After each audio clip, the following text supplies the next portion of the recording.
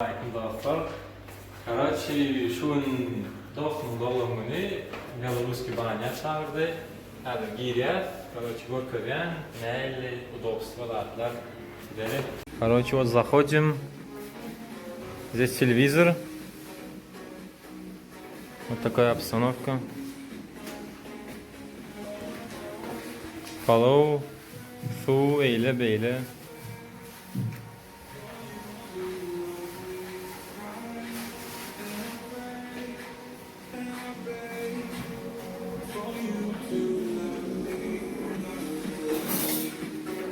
Verdin ama.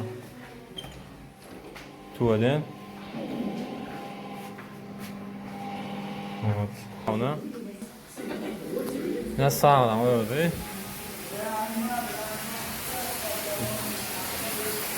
Basayım.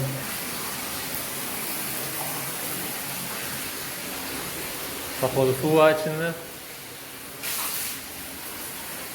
Evet.